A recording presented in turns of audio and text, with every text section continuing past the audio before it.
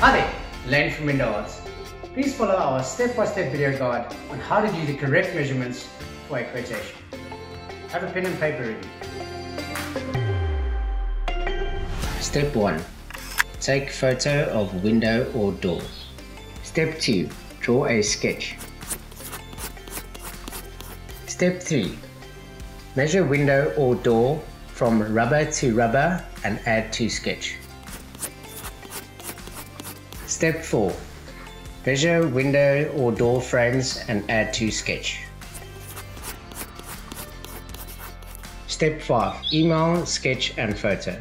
Thanks for watching. Please send your sketch and photo to the email below.